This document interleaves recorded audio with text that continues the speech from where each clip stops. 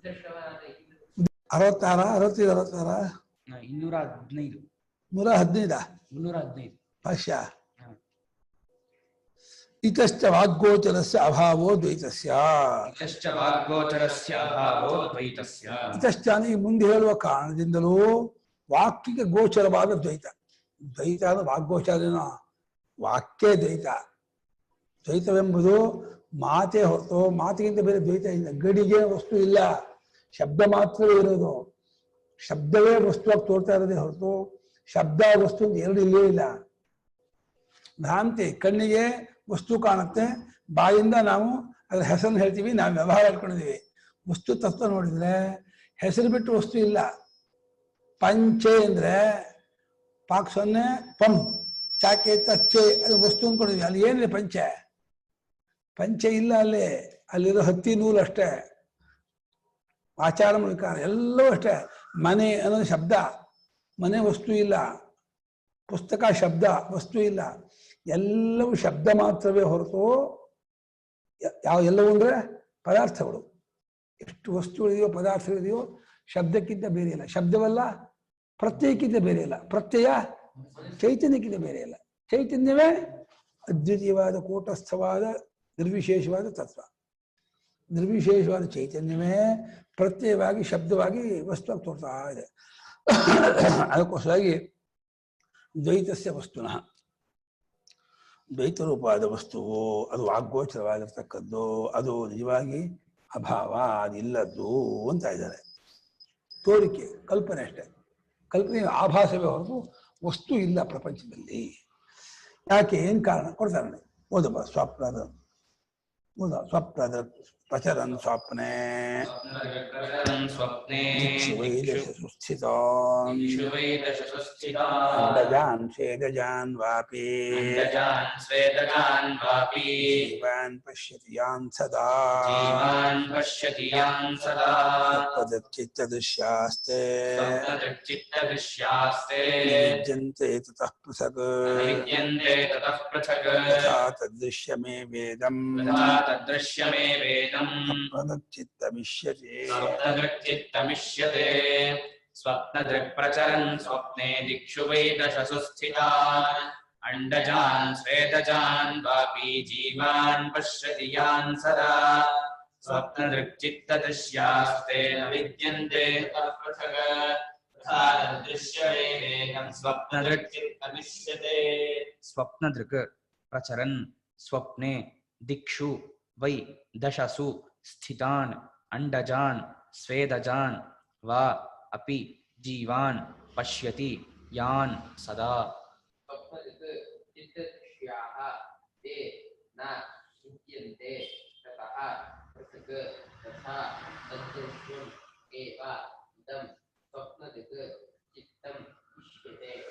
ಸ್ವಪ್ನ ದೃಕ್ಕಿನ ಸ್ವಪ್ನವನ್ನು ನೋಡುವಾತನು ಅಂತ ಇಲ್ಲಿ ಸ್ವಪ್ನದಲ್ಲಿ ಪ್ರಮಾತ್ರವಾಗಿ ನೋಡುವಾತನ ಒಬ್ಬ ಇಡೀ ಸ್ವಪ್ನವನ್ನೇ ನೋಡುವಾತನ ಒಬ್ಬ ಇಬ್ಬರಿದ್ದಾರೆ ಇಲ್ಲೂ ಹಾಗೆ ಎಚ್ಚರವನ್ನೇ ಅನುಭವಿಸ್ತಾ ಇರುವಂತಹ ಆತ್ಮ ಒಬ್ಬ ಎಚ್ಚರದೊಳಗೆ ದೇಹದೊಳಗೆ ಕೂತ್ಕೊಂಡು ಇಂದ್ರಿಯ ಮೂಲಕ ಇಣಿಕಿ ನೋಡ್ತಾ ಇರೋನು ಒಬ್ಬ ಇಂದ್ರಿಯಗಳ ಮೂಲಕ ಇಣಿಕಿ ನೋಡ್ತಾ ಇದ್ದಾನಲ್ಲ ಒಂದೊಂದನ್ನಾಗಿ ಅದು ಪ್ರಮಾತ್ರವನು ಈ ಪ್ರಮಾತ್ರ ಯಾವುದನ್ನು ಇಣಿಕಿ ನೋಡ್ತಾ ಇದ್ದಾನೋ ಆ ಪ್ರಮಾಣಗಳನ್ನು ಏನನ್ನು ನೋಡ್ತಾ ಇದ್ದಾನೋ ಆ ಪ್ರಮೇಯವನ್ನು ಮೂರನ್ನೂ ನೋಡುತ್ತಿರುವ ಒಂದು ಅನುಭವ ಇದೆ ಅದು ಇಡೀ ಜಾಗೃತ ನೋಡುವಂತಹ ಸಾಕ್ಷಿ ಹಾಗೆ ಇಡೀ ಕನಸನ್ನೇ ಬೆಳಗುವ ಆತ್ಮನಿಗೆ ಸ್ವಲ್ಪ ದೃಕ್ಕು ಹೆಸರು ಅವನು ದಶಸು ದಿಕ್ಷು ಸ್ಥಿತಾನ್ 10 ದಿಕ್ಕುಗಳಲ್ಲೂ ಇರ್ತಕ್ಕಂತಹ ಪದಾರ್ಥಗಳನ್ನ ಒಟ್ಟು ದಿಕ್ಕು 10 ಅಂತ ಪೂರ್ವ ದಕ್ಷಿಣ ಪಶ್ಚಿಮ ಉತ್ತರ 4 ಆಗ್ನೇಯ ನೈಋತ್ಯ ವಾಯುವ್ಯ ಈಶಾನ್ಯ 8 ಭೂಮಿ ಅಂದ್ರೆ ಕೆಳಗೆ ಮೇಲೆ 10 ಈ 10 ದಿಕ್ಕುಗಳಲ್ಲೂ ಇರ್ತಕ್ಕಂತಹ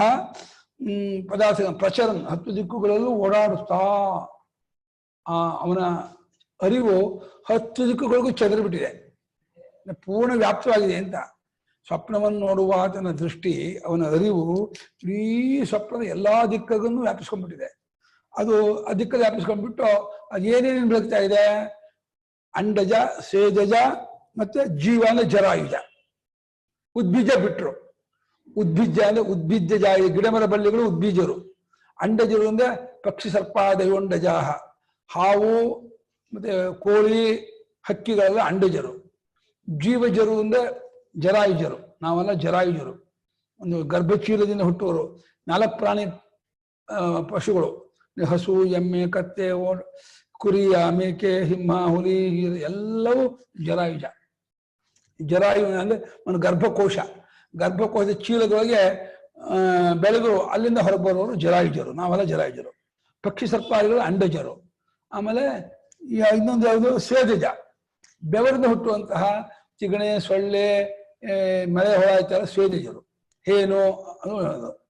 ಇನ್ನು ಉದ್ಬೀಜ, ನೆಲ ಹೊಡ್ಕೊಂಡು ಬರುತ್ತಲ್ಲ ಗಿಡ ಮರ ಬಳ್ಳಿಗಳು, ಉದ್ಬೀಜ. 3 ತಗೊಂಡಿದ್ದಾರೆ. ಇದೆಲ್ಲವನ್ನು ನೋಡ್ತಾ ಇದ್ದಾನಂತೆ. ಬೆಳಗೋದಷ್ಟೇ ಮಾಡ್ತಿರೋದು, ಅನುಭವ ನೋಡ್ಕೊಂಡ್ರೆ ಅದಷ್ಟು ಅವನಿಗೆ ಗೊತ್ತಾಗ್ತಾ ಇದೆ ಅಂತ ಆಗ್ತಾ ಇದೆಯಾ ಹೊರತು ಅವನಿಗೆ ಯಾವ ಇದು ವಿಶೇಷವೂ ಇದಾಗ್ತಿಲ್ಲ. ಈ ಅಂಡಜ, ಸ್ವೇದಜಾನ್, ಜೀವಾನ್. ಅಂಡಜಾನ್ ಜೀವಾನ್, ಸ್ವೇದಜಾನ್ ಜೀವಾನ್. ಸೊ ಅಂಡಜಾನ್, ಸ್ವೇದಜಾನ್, ಜರಾಯುಜಾನ್ ಜೀವಾನ್ ಯಾನ್ ಸದಾ ಪಶ್ಯತಿ. ಯಾವುಗಳನ್ನ ಸದಾ ನೋಡ್ತಾ. ಸದಾನ ಶಬ್ದ ಏನರ್ಥ? ಕ್ರಿಯೆ ಅಲ್ಲ ಅಂತ ಅರ್ಥ, ನೋಡೋದು. ಆಕಾಶ ಸದಾ ಹಕ್ಕಿಗಳನ್ನು ಹಾರಿಸುತ್ತೇನೆ ಏನರ್ಥ? ಆಕಾಶಕ್ಕೆ ಹಾರಿಸೋ ಕ್ರಿಯೆ ಇಲ್ಲ. ಆಕಾಶ ಇರೋದ್ರಿಂದೇನೆ ಹಕ್ಕಿಗಳು ಹಾರುತ್ತವೆ. ಆಕಾಶನೇ ಏನೋ ಅವಕಾಶ. ಆಕಾಶಕ್ಕೆ ಹೇಗೆ ಹಾರಿಸುವ ಕ್ರಿಯೆ ಇಲ್ಲವೋ, ಒಳಗಿನ ಪ್ರಮಾತ್ರ ಓದಿಲ್ಲ, ಒಳಗಿನ ಪ್ರಮಾತ್ರವೂ ಸೇರಿಸ್ಕೊಳ್ತೇವೆ. ಒಳಗಿರೋ ಪ್ರಮಾತ್ರ ಹೇಳ್ತಾ ಇದ್ದಾರೆ ಅನ್ಸುತ್ತೆ ನೋಡಿ ಕನ್ನಡದಲ್ಲಿ. ಅವನನ್ನು ಸೇರಿಸ್ಕೊಂಡು 10 ದಿಕ್ಕಲ್ಲೂ ಇರೋದು ಅನ್ಬೇಕಾದ್ರೆ ಅವನು ಇನ್ಕ್ಲೂಡ್ ಆಗಿದ್ದಾನೆ. ಸ್ವಪ್ನದರ್ಶಿಯು ಕನಸಿನಲ್ಲಿ ಓಡಾಡುತ್ತಾ ಅಂತ ಇದೆ. ಸರಿಮ್ಮ, ಅವನು ಸಾಕ್ಷಿಗಿಂತ ಬೇರೆ ಆಗದೆ ನೋಡ್ತಾ ಇದ್ದಾನೆ ಅಂತ ಸೇರಿಸ್ಕೋಬೇಕು. ಅವನಿಗೆ ಸ್ವತಃ ಎಂಟಿಟಿ ಇಲ್ಲ. ಒಳಗಿರೋ ಪ್ರಮಾತ್ರ ಇದ್ದಾನಲ್ಲ, ಅವನು ಪ್ರಪಂಚ ಪಕ್ಷಕ್ಕೂ ಸೇರಿದವನಲ್ಲ, ಪರಮಾತ್ಮ ಪಕ್ಷಕ್ಕೂ ಸೇರಿದವನಲ್ಲ. ಒಂದು ರೀತಿ ತೋರಿಕೆ ಅದು. ಹಾಗಾಗಿ ಕನಸುಗಳನ್ನ ಕನಸಂಬ ಅವಸರ ಓಡಾಡುತ್ತಾ ತಿರುಗಾಡುತ್ತಾ 10 ದಿಕ್ಕುಗಳನ್ನು ಕಾಣ್ತಾಲ್ಲ ಅಂದ್ರೆ ಅವನು ಸಮೇತ ಸೇರಿಸ್ಕೊಂಡು 10 ದಿಕ್ಕುಗಳು ನೋಡ್ತಾ ಇರುವಂತ ಒಂದು ಅನುಭವ. ಅವನು ಸೇರಿಸ್ಕೊಂಡಿದ್ದಾನೆ, ಅವನು ಇನ್ಕ್ಲೂಡ್ ಆಗಿದ್ದಾನೆ. ಪರಮಾತ್ಮ ಸಮೇತವಾಗಿರ್ತಕ್ಕಂಥ ಅನುಭವ.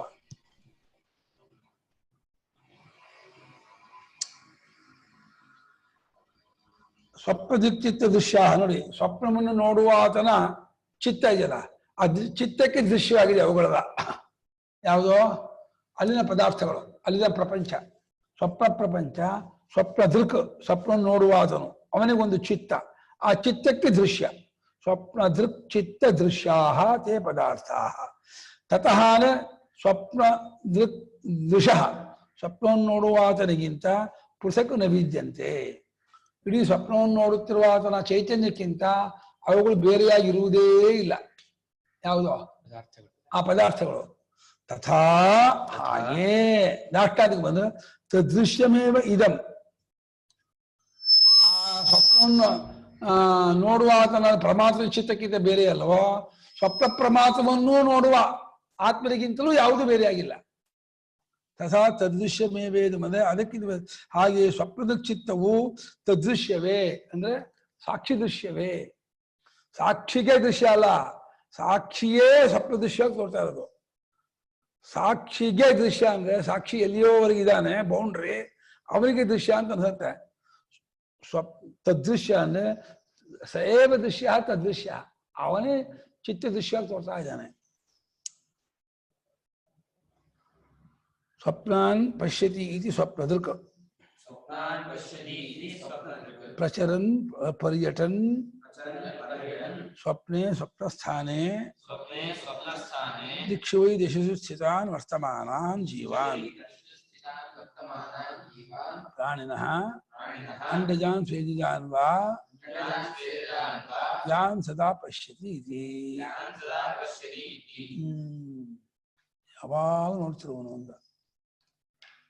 ಇರವಿನ ರಾಶಿಯನ್ನು ದೃಕ್ಕು ದೃಶ್ಯ ಎಂದು 2 ವಿಭಾಗವಾಗಿ ಮಾಡಿಕೊಳ್ಳುವ ಮುಂಗಡಿಸುವುದಾದರೆ, ದೃಕ್ಕಿಗಿಂತ ನೋಡುವಾತನಿಗಿಂತ ದೃಶ್ಯವು ನೋಡತಕ್ಕದ್ದು ಇರುವುದಿಲ್ಲ, ಅದಕ್ಕೆ ಅಧೀನವಾಗಿ ಇರುತ್ತದೆ. ಚಿತ್ತವು ಆತ್ಮನಿಗೆ ದೃಶ್ಯವಾಗಿರುವುದರಿಂದ ಅದು ಆತ್ಮನಿಗಿಂತ ಬೇರೆಯಾಗಿರುವುದಿಲ್ಲವೆಂದಾಗುತ್ತದೆ. ಆತ್ಮನಿಗೆ ದೃಶ್ಯವಾಗಿದೆ ಅನ್ನೋದನ್ನೇ ತಗೊಳ್ತಾ ಇದ್ದಾರೆ ಸ್ವಾಮಿ ಟಿಪ್ಪಣಿಯಲ್ಲಿ. ಅದು ಏನಾಗಿದೆ ಗೊತ್ತಾ, ಈ ಪ್ರಮಾತ್ರ ಇದಾನಲ್ಲ, ಈ ದೇಹದೊಳಗೆ ನಾನು ನಾನು ಅಂತ ಅನ್ಕೊಂಡು ನೋಡ್ತಾ ಇರೋನು, ಇವನೇ ಕನಸ ಕಾಣ್ತಾನೋ ಅನ್ನೋ ಹಾಗೆ ಅನ್ಸುತ್ತೆ. ಇವಾಗ ಎಚ್ಚರ ನೋಡ್ತಾ ಇರೋನು ಯಾರು ಸ್ವಾಮಿಗಳು ಪರಮಾಸಿದ್ದ ಪ್ರಶ್ನೆ ಆಗಿದ್ದಾರೆ. ಈ ದೇಹದ ಒಳಗೆ ಕೂತ್ಕೊಂಡ ನಾನು ಅಂತ ಇರೋನು ಎಚ್ಚರ ನೋಡ್ತಾ ಇದ್ದಾನೋ, ನಾನು ಅದಕ್ಕೆ ಉಪಕರಣವಾದ ಇಂದ್ರಿಯಗಳು, ಅದಕ್ಕೆ ವಿಷಯವಾದ ಪ್ರಪಂಚ ಮೂರನ್ನೂ ಬೆಳಗುತ್ತಿರೋ ಚೈತನ್ಯ ಎಚ್ಚರ ನೋಡ್ತಾ ಇದೆಯಾ ಅಂತ. ಎಚ್ಚರ ನೋಡ್ತಾ ಇರೋನು ಯಾರು ಅಂತ. ಅದು ಬರೀ ಚೈತನ್ಯಕ್ಕೆ ಎಚ್ಚರ ನೋಡೋಕ್ಕಾಗಲ್ಲ, ಎಚ್ಚರ ಕಾಣೋದಿಲ್ಲ. ಬರೀ ಪ್ರಮಾತ್ರರಿಗೂ ಎಚ್ಚರ ನೋಡೋಕ್ಕಾಗಲ್ಲ, ಪ್ರಮಾತ್ರ ಎಚ್ಚರದ ಒಂದು ಭಾಗ. ಆದರೆ ಸದ್ಯಕ್ಕೆ ಎಚ್ಚರ ಕಾಣ್ತಾ ಇದೆ ನೀವು ಒಪ್ಕೊಂಡ್ರೆ ಅದನ್ನು ಸಾಕ್ಷಿಗೆ ಅಂತ ಅಧ್ಯಾರೋಪ ಮಾಡಬೇಕು. ಅದನ್ನ ಸಾಕ್ಷಿ ಎಚ್ಚರ ನೋಡ್ತಾನ, ಸಾಕ್ಷಿಗೆ ಎಚ್ಚರ ಕಾಣುತ್ತಾ ಅಂತ ಕೇಳಿದ್ರೆ ಕಾಣಲ್ಲ. ಸಾಕ್ಷಿ ಎಚ್ಚರ ನೋಡುವುದೂ ಇಲ್ಲ. ಸಾಕ್ಷಿ ಎಚ್ಚರ ಎರಡಲ್ವೇ ಇಲ್ಲ. ಇಲ್ಲಿವರೆಗೆ ಸಾಕ್ಷಿ, ಇಲ್ಲಿಂದ ಮುಂದಕ್ಕೆ ಎಚ್ಚರ ಅಂತ ಬೈಫರ್ಕೇಶನ್ ಮಾಡೋಕ್ಕೆ ಅಲ್ಲಿ ಏನೂ ಇದಿಲ್ಲ. ಅವನೇ ಎಚ್ಚರವಾಗಿ ತೋರೋದು, ಅಡಗೋದು. ಅವನೇ ಸ್ವಪ್ನವಾಗಿ ತೋರೋದು, ಅಡಗೋದು. ಅವನೇ ಅವನಾಗಿರೋದು, ಅದಕ್ಕೆ ಸುಷುಪ್ತಿ ಹೆಸರು. ಆದರೂ ವ್ಯವಹಾರ ಮಾತ್ರ ಈ ಜೀವತ್ವ ಇಟ್ಕೊಂಡೇ ವ್ಯವಹಾರ. ಜೀವತ್ವ ಬಿಟ್ಟು ವ್ಯವಹಾರ ಮಾಡೋಕ್ಕಾಗಲ್ಲ. ಅದರಿಂದ ಸ್ವಪ್ನವನ್ನು ನೋಡುವ ಆತನು ಅನ್ನುವಾಗ ಜೀವನವನ್ನು ಇಟ್ಕೊಂಡ್ರು ತಪ್ಪಾಗಲ್ಲ. ತತ್ಕಾಲಕ್ಕೆ ಜೀವನೇ ಕನಸನ್ನು ಕಾಣ್ತಾ ಇದ್ದಾನೆ, ಓಕೆ, ಓಮಿತಿ ತಪ್ಪಿಲ್ಲ. ಅವನು ಸ್ವಪ್ನವನ್ನು ನೋಡುತ್ತಿರುವಾಗ ಆ ಸ್ವಪ್ನದಲ್ಲಿರುವ ಜೀವನು 10 ದಿಕ್ಕುಗಳು ಇರ್ತಕ್ಕಂತಹ ಅಂಡಜ, ಸ್ವೇದಜ, ಉದ್ಭಿಜ, ಜರಾಯುಜ ಇವನು ಯಾವಾಗ ನೋಡ್ತಾ ಇರ್ತಾನೆ. ಅಂದ್ರೆ ನೋಡಿಸಿಕೊಳ್ಳುತ್ತಿರುವಂಥ ವಸ್ತು ಇದ್ದಾಗಲೆಲ್ಲ ನೋಡ್ತಿರ್ತಾನೆ. ಇವನು ನೋಡ್ತಾನೇ ಇರ್ತಾನೆ, ಇವನ ಕಡೆ ಓದ್ತಾ ಇಲ್ಲ.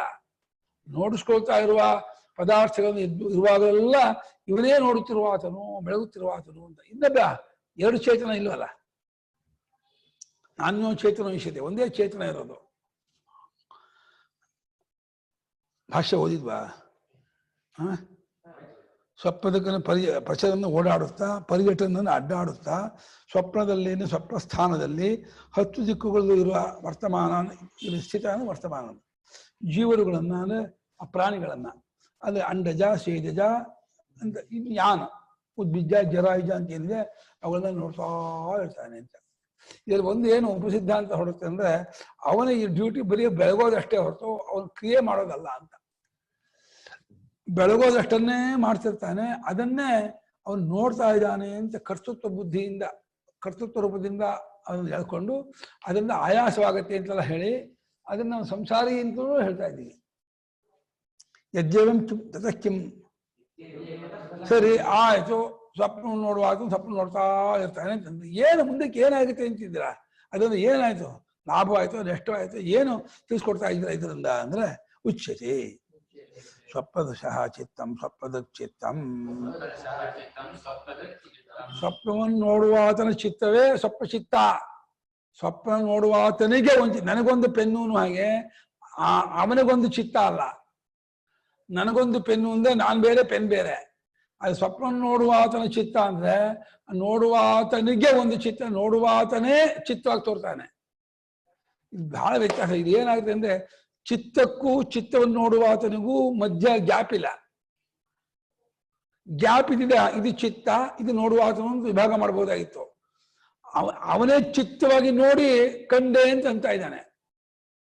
ನಿಜ ಹೇಳಿದ್ರೆ ಎಲ್ಲಾ ಜ್ಞಾನವೂ ತಾದಾತ್ಮ್ಯ ಜ್ಞಾನವೇ ಹೊರತು ವಿಷಯ ಜ್ಞಾನ ಇಲ್ಲವೇ ಇಲ್ಲ.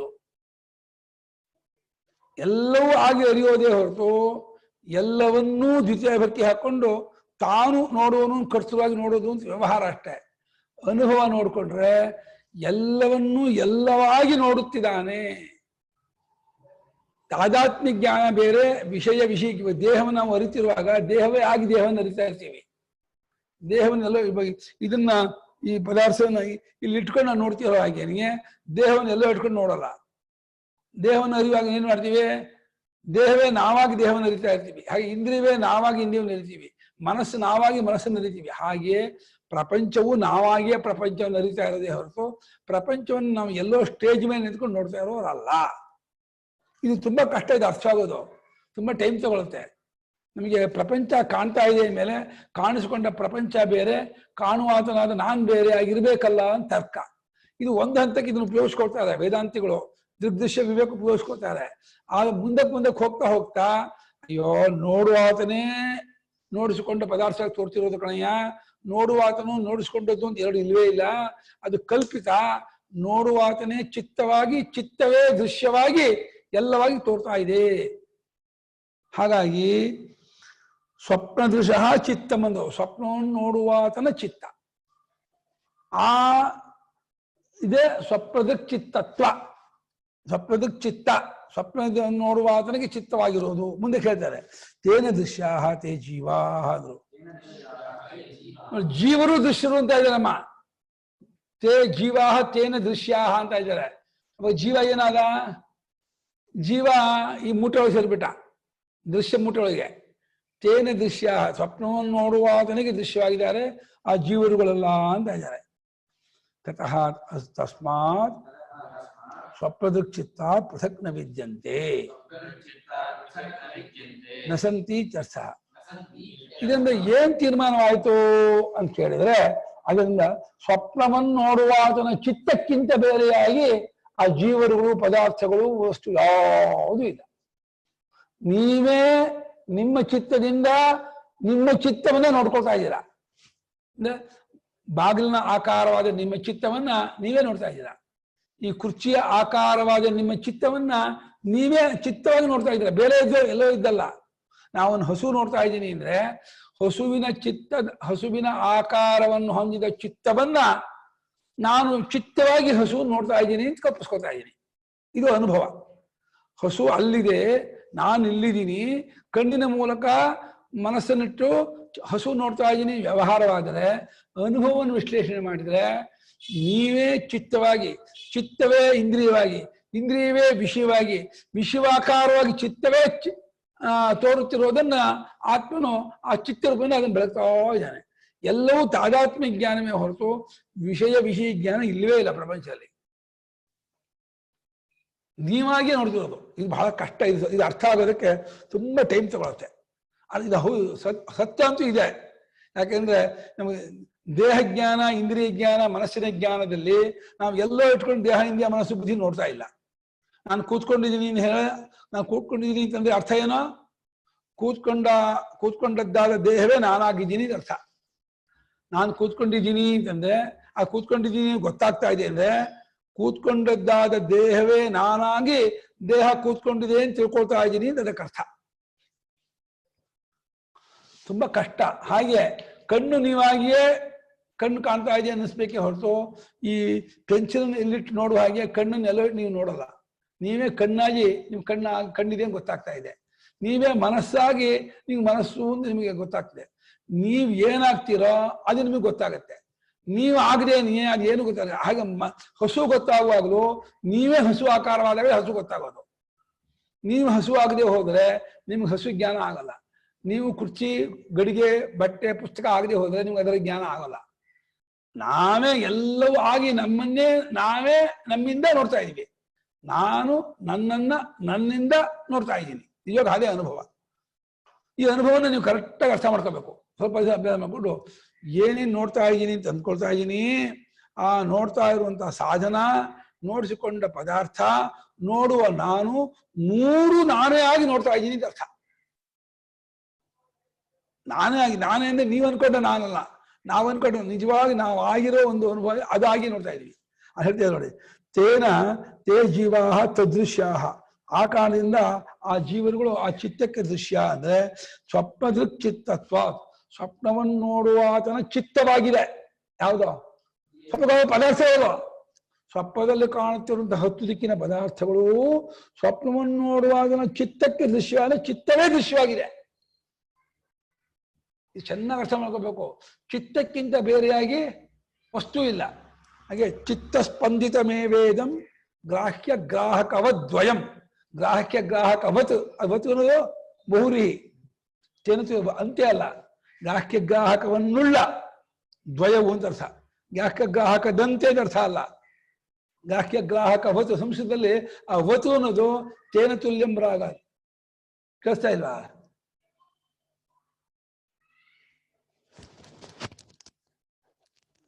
ಕೇಳಿಸ್ತಾ ಇಲ್ಲ ನೀವು ಹೇಳೋದು?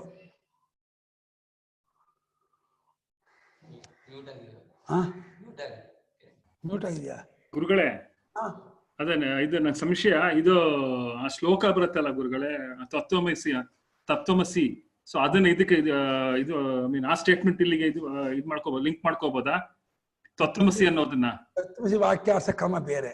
ತತ್ವಸಿ ವಾಕ್ಯಾರ್ಥದ ಅನುಭವದ ವಿಚಾರ ಕ್ರಮ. ಅದು ಪದಗಳಿಗೆ ಸಾಮಾನಾಧಿಕರಣ್ಯ, ಪದಾರ್ಥಗಳಿಗೆ ವಿಶೇಷ ವಿಶೇಷ್ಯ ಮತ್ತು ಲಕ್ಷ ಸಂಬಂಧ, ಅದು ಆ ಕ್ರಮ ಬೇರೆ. ಅದನ್ನ ಇದಕ್ಕೆ ಈಕ್ವೇಷನ್ ಮಾಡಕ್ ಹೋಗ್ಬೇಡಿ. ಇದು ಪೂರ ಅನುಭವನ್ನ ಇದು ಮಾಡ್ತಿದ್ದಾರೆ, ವಿಶ್ಲೇಷಣೆ ಮಾಡ್ತಿದ್ದಾರೆ. ನಿಮ್ಮ ಅನುಭವವನ್ನು ನೀವು ಎಕ್ಸ್ಪ್ಲೇನ್ ಮಾಡ್ಕೊಂಡ್ರೆ ನೀವೇ ಚಿತ್ತವಾಗಿ, ಚಿತ್ತವೇ ಪದಾರ್ಥವಾಗಿ ಪ್ರಪಂಚವಾಗಿ, ನೀವೇ ಚಿತ್ತ ಮೂಲಕ ಪ್ರಪಂಚವಾಗಿ ನಿಮ್ಮನ್ನು ನೋಡ್ತಾ ಇಲ್ಲ. ಎಲ್ಲವೂ ತಾದಾತ್ಮ್ಯ ಜ್ಞಾನವೇ ಹೊರತು ವಿಷಯ ಜ್ಞಾನ ಇಲ್ಲವೇ ಇಲ್ಲ ಪ್ರಪಂಚದಲ್ಲಿ. ಇದು ಮೇಲ್ಮಟ್ಟ ಹೇಳು. ಇನ್ನೂ ಮುಂದಕ್ಕೆ ಹೋದ್ರೆ ಆ ಜ್ಞಾನ ಆಗ್ತಾ ಅನ್ನೋದೇ ಅವಿದ್ಯೆ, ಆ ತಪ್ಪಿಳಿಕೆ ಹೊರತು ನೀವು ಆ ಜ್ಞಾನ ಆಗ್ತಾನೆ ಇಲ್ಲ. ನಿಮ್ಗೆ ತಪ್ಪಿಳಿಕೆ ಇಲ್ಲದೆ ಹೋಗಿದ್ರೆ ನಿಮ್ಗೆ ಚಿತ್ತ ಕಲ್ಪನೆ ಇಲ್ಲ, ಚಿತ್ತ ಕಲ್ಪನೆ ಅಂದ್ರೆ ಚಿತ್ತ ದೃಶ್ಯವಿಲ್ಲ, ಚಿತ್ತ ದೃಶ್ಯವಿಲ್ಲದೆ ಅರಿವು ಇಲ್ಲ. ಯಾಕೆಂದ್ರೆ ನಿಮಗೆ ಈ ಅರಿವು ನಿಜವಾಗಿ ಸತ್ಯವಾಗಿ ಆಗೋದಾಗಿದ್ರೆ ಸುಷುಪ್ತಿಯಲ್ಲೂ ಅರಿವು ಆಗ್ಬೇಕಾಗಿತ್ತು. ಈ ಅರಿವನ್ನು ಬಿಟ್ಟು ನೀವು ಇರ್ತೀರ ಅಂದ್ಮೇಲೆ ಈ ಅರಿವು ಆಗ್ತವರು ತಪ್ಪಿಳಿಕೆಯಿಂದಲೇ ಹೊರತು ನಿಜವಾದ ಅರಿವಲ್ಲ. ಪ್ರಪಂಚದ ಅರಿವಾಗಲಿ ಪದಾರ್ಥದ ಅರಿವಾಗಲಿ ಎಲ್ಲ ತಪ್ಪಿಳಿಕೆಯ ಜ್ಞಾನವೇ ಹೊರತು ಒಂದು ನಿಜವಾದ ಜ್ಞಾನ ಅಲ್ಲ. ಗುರುಗಳೇ, ಇಲ್ಲಿ ಈ ಪರ್ಟಿಕ್ಯುಲರ್ ಶ್ಲೋಕದಲ್ಲಿ ಇದು ನನ್ಗನ್ಸಿದ್ದು ಎರಡು ಸ್ಟೇಜ್ ಅಲ್ಲಿ ಹೇಳ್ತಾ ಇದಾರೆ ಅನ್ಸ್ತಾ ಇದೆ ಗುರುಗಳೇ. ಅಲ್ಲ, ತೇನ ದೃಶ್ಯ ಜೀವ ಅಂದ್ಬಿಟ್ರಲ್ಲ. ಅದೇ ಒಂದು ಸ್ಟೇಜ್ ಅಲ್ಲಿ ಸ್ವಪ್ನದಲ್ಲಿ ಪ್ರಮಾತೃ ಇದಾನೆ, ಪ್ರಮಾತೃಗೆ ವಿಷಯಗಳು ತೋರ್ತಾ ಇದೆ. ಅದು ಒಂದ್ ಹಂತ. ಒಂದ್ ಹಂತ. ಆ ಹಂತದಲ್ಲಿ ಏನ್ ಹೇಳ್ತಾ ಇದಾರೆ, ಆ ಪ್ರಮಾತೃಗಿಂತ ವಿಷಯ ಬೇರೆ ಅಲ್ಲ. ಸರಿ, ಅದು ಮೊದಲನೇ ಸ್ಟೇಜು. ಸರಿ. ಸೊ ಆ ಪ್ರಮಾತೃ ಏನಿದಾನೆ, ಆ ಪ್ರಮಾತೃಗಿಂತ ಆ ಪ್ರಮಾತೃ ನೋಡುವಂತಹ ವಿಷಯಗಳು ಬೇರೆ ಅಲ್ಲ. ಕರೆಕ್ಟ್. ನೆಕ್ಸ್ಟ್ ಸ್ಟೇಜ್ ಅಲ್ಲಿ ಆ ಪ್ರಮಾತೃನುವೆ ಆ ಸಾಕ್ಷಿಗಿಂತ ಬೇರೆ ಅಲ್ಲ. ಸರಿ, ಆಯ್ತಾ, ಕರೆಕ್ಟ್. ಆದ್ರೆ ಇಲ್ಲಿ ಏನ್ ಮಾಡ್ತಾ ಇದ್ದಾನೆ ಅಂದ್ರೆ ಯಜ್ಜೇವಂ ಪ್ರಶ್ನೆ ಹಾಕ್ತಾ ಈ ರೀತಿ ಅದನ್ನು ಏನಾಯ್ತು ಅಂತ ಪ್ರಶ್ನೆ ಹಾಕ್ತಾ ಅವ್ನು ಪೂರ್ತಿ ಇದಕ್ಕೆ ದಾಟ್ಕೊಂಡ್ಬಿಟ್ಟಿದ್ದಾರೆ. ಸಾಕ್ಷಿ ಅನುಭವಕ್ಕೆ ದಾಟ್ಕೊಂಡ್ಬಿಟ್ಟು ಸಾಕ್ಷಿ ಅನುಭವಕ್ಕಿಂತ ಬೇರೆಯಾಗಿ ಪ್ರಮಾಸವಿಲ್ಲದೆ, ಪ್ರಮಾಸವಿಗಿಂತ ಬೇರೆಯಾಗಿ ಪ್ರಮಾಣ ಚಿತ್ತ ಇಲ್ಲದೆ, ಚಿತ್ತಕ್ಕಿಂತ ಬೇರೆಯಾಗಿ ವಸ್ತು ಇಲ್ಲದೇನೆ ತೋರ್ತಾ ಇರೋದು ಅನ್ನೋ ಹಂತಕ್ಕೆ ಹೋಗ್ತಾ ಇದ್ದಾರೆ. ಅಲ್ಲ, ನೀವು ಹೇಳಿದ್ದು ಅಲ್ಟಿಮೇಟ್ ರಿಯಾಲಿಟಿಯಿಂದ ಕರೆಕ್ಟ್ ಗುರುಗಳೇ. ಇಲ್ಲಿ ಏನೋ ಸ್ಟೇಜ್ ವೈಸ್ ತಗೊಂಡ್ ಹೋಗ್ತಾ ಇದಾರೆ ಅನ್ಸ್ತಾ ಇದೆ ನಂಗೆ. ನೋಡಿ ಗುರುಗಳೇ, ಮುಂದೆ ಓದ್ದಾಗ ಗೊತ್ತಾಗುತ್ತೆ. ಅಲ್ಲ, ತಪ್ಪಿಲ್ಲ, ನೀವು ಹೇಳಿದ್ರು ಕರೆಕ್ಟ್ ಹೊಂದುತ್ತೆ. ನೀವು ಒಳಗಿನ ಪ್ರಮಾಸ ಇಟ್ಕೊಂಡು ಇವಾಗ ಹೇಗೆ ಇಲ್ಲಿ ಎಚ್ಚರದಲ್ಲಿ ನಾನಿದ್ದೀನಿ, ನನಗೆ ಪ್ರಪಂಚ ಕಾಣ್ತಾ ಇದೆ ಅಂತ ಒಪ್ಕೊಂಡು ಈ ಕಾಣ್ತಾ ಇರೋ ಪ್ರಪಂಚ ಈ ಚಿತ್ತಕ್ಕಿಂತ ಬೇರೆ ಇಲ್ಲ, ಆ ಚಿತ್ತ ನನಗಿಂತ ಬೇರೆ ಆಗಿಲ್ಲ. ಅಂದ್ರೆ ಮೊದಲನೇ ಹಂತದಲ್ಲಿ ನಾನು ಅನ್ನೋದು ಪ್ರಮಾತೃಗೆ ಅಡಕ ಮಾಡ್ತಾ ಇದಾರೆ ದೃಶ್ಯಗಳನ್ನ. ಹೊಂದತ್ತೆ, ತಪ್ಪಾಗಲ್ಲ. ಇಲ್ಲೂ ಹಾಗೆ ಮಾಡ್ತಾ ಇದಾರೆ ಅನ್ಸುತ್ತೆ. ಮುಂದೆ ನೋಡಿದಾಗ ಸ್ಪಷ್ಟ ಆಗ್ಬೋದು ಒಳ್ಳೆ. ಆಗ್ಬಾರ್ದು, ತಪ್ಪಾಗಲ್ಲ. ಆ ಅರ್ಥ ಕರೆಕ್ಟ್ ಆಗಿದೆ. ನಾನು ಅನ್ನೋದಕ್ಕೆಲ್ಲವನ್ನು ಹೊಂದಿಸಿ ಆ ನಾನೆಂಬುದು ಕೂಡ ಸಾಕ್ಷಿಗಿಂತ ಬೇರೆ ಆಗಿಲ್ಲ ಅಂತ ಕರೆಕ್ಟ್, ಅದು ಸರಿಯಾಗಿದೆ. ತತಃ ತಸ್ಮಾ ಸ್ವಪ್ನದೃಕ್ ಚಿತ್ತಾತ್, ಅದರಿಂದ ಆ ಸ್ವಪ್ನವನ್ನು ನೋಡುವಾತನ ಚಿತ್ತ, ಸ್ವಪ್ನದೊಳಗೆ ಒಬ್ಬ ಪ್ರಮಾಸವಾಗಿ ಚಿತ್ತ ಇಟ್ಕೊಂಡು ಅಲ್ಲಿನ ಹುಲಿ, ಆನೆ, ಸಿಂಹ, ಜನ, ಮರ, ಗಿಡ, ಬಳ್ಳಿ ನೋಡ್ತಾನಲ್ಲ, ಆ ನೋಡಿದ ಎಲ್ಲಾ ದೃಶ್ಯಗಳು ಆ ಚಿತ್ತಕ್ಕಿಂತ ಬೇರೆಯಾಗಿರುವುದಿಲ್ಲ. ಇಲ್ಲ ಹಾಗೆ ನೀನು ಎಲ್ಲ ತೇಜು ಅಂತ ಅನ್ಕೊಂಡು ಇದು ಅಲ್ಲಿ ಗಿಡ ಮರ ಬಳ್ಳಿಗಿದೆ, ಜನ ಇದ್ದಾರೆ, ಪ್ರಾಣಿಗಳಿದೆ, ಪಕ್ಷಿಗಳಿದೆ ಅಂತ ಇದ್ದಾರೆ. ಎಲ್ಲ ನೀನು ಚಿತ್ತಕ್ಕಿಂತ ಬೇರೆ ಇಲ್ಲ. ಆ ಚಿತ್ತ ನಿನಗಿಂತ ಬೇರೆಯಾಗಿಲ್ಲ. ನೀನೇ ಚಿತ್ತವಾಗಿ, ಚಿತ್ತವೇ ವಸ್ತುವಾಗಿ ತೋರ್ತಾ ಇದೆ. ಕರೆಕ್ಟು. ನ ಸಂತಿ ಚಿತ್ತಮೇವ ಹಿ ಅನೇಕ ಜೀವಾದಿ ಭೇದಾಕಾರೇಣ ವಿಕಲ್ಪ್ಯತೆ. ನೋಡಿ, ನಿನ್ನ ಪ್ರಮಾತೃತ್ವ ಇದೆಯಲ್ಲ, ನಿನ್ನ ಪ್ರಮಾತೃತ್ವ ಚಿತ್ತದಿಂದ ಕಲ್ಪಿತವಾಗಿಲ್ಲ, ನಿನ್ನ ಪ್ರಮಾತೃತ್ವದಿಂದ ಚಿತ್ತ ಕಲ್ಪಿತವಾಗಿರೋದು. ಆ ಚಿತ್ತದಿಂದ ಅನೇಕ ಜೀವರು ಕಲ್ಪಿತವಾಗಿದ್ದಾರೆ, ಅಂದ್ರೆ ಲೋಕದ ಜೀವರು. ಕುಮಾರ, ಸುರೇಶ, ಯಶು ಅವರು ನಿನ್ನ ದೃಷ್ಟಿಯಲ್ಲಿ ನಿನ್ನ ಚಿತ್ತವೇ ಕಲ್ಪನೆ. ಅದು ನೀನಿದೆಯಲ್ಲ, ನಾನು ಅಂತಿದೆಯಲ್ಲ, ಆ ನಾನು ನಿನ್ನ ಚಿತ್ತಕ್ಕಿಂತ ಒಳಗಿದೆ. ಆ ನಾನು ಅನ್ನೋದೇ ಚಿತ್ತವನ್ನು ಕಲ್ಪಿಸಿರೋದು.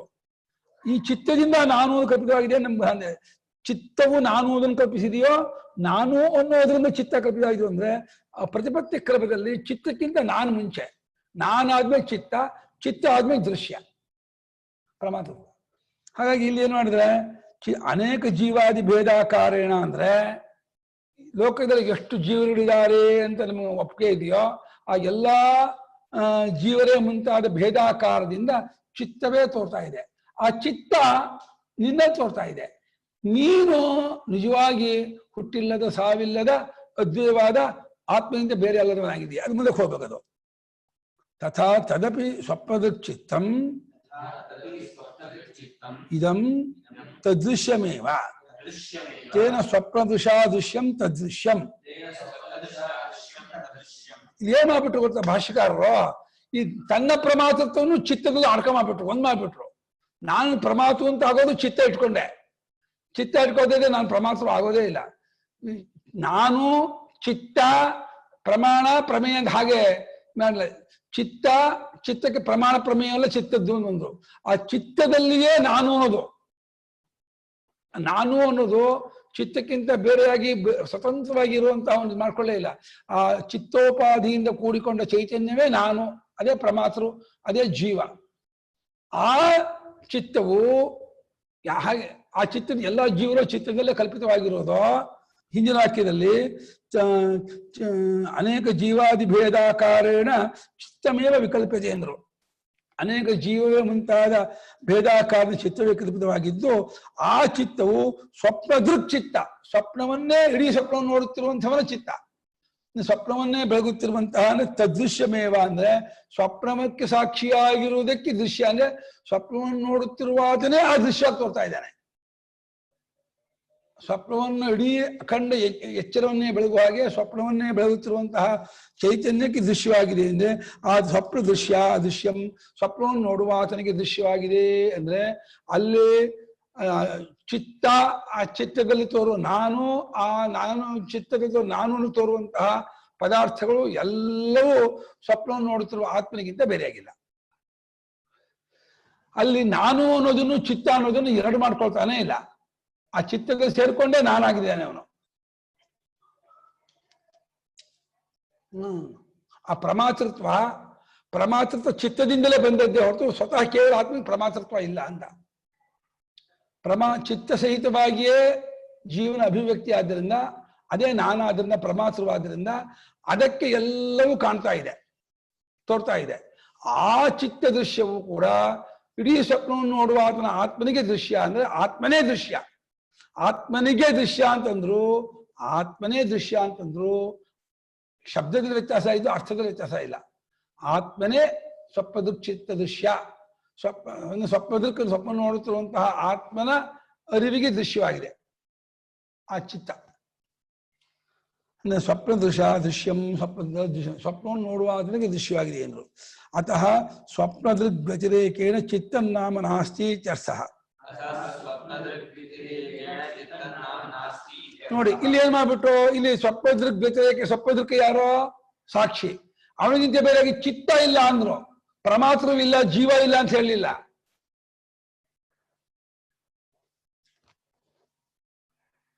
ಮ್ಯೂಟ್ ತಗೊಳ್ಳಿ.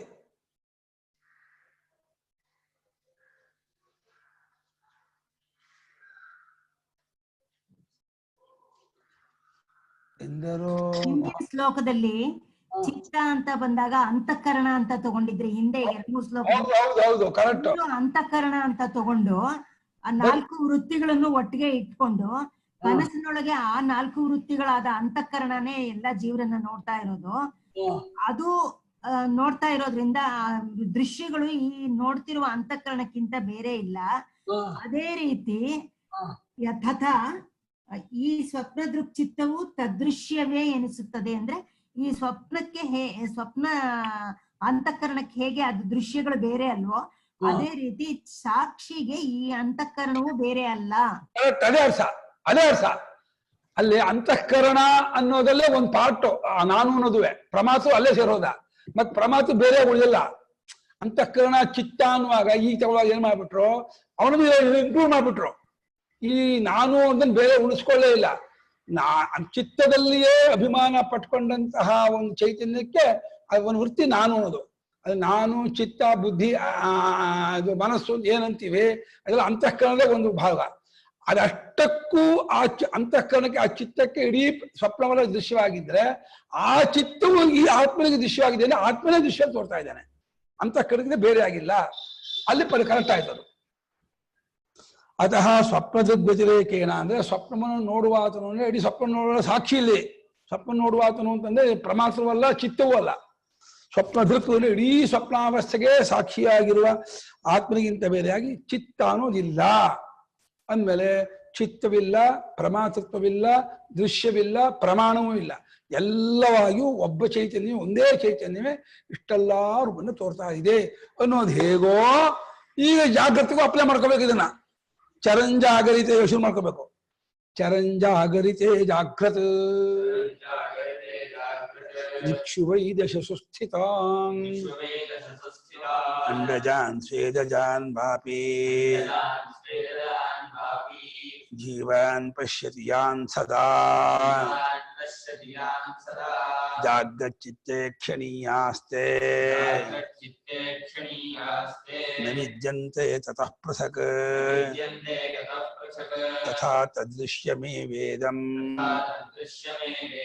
ಜಾಗೃತಶ್ಚಿತ್ತಮಿಷ್ಯತೆ. ಜಾಗೃಚ್ಚಿತ್ತೆ ಕ್ಷಣೀಯಾಸ್ತೆ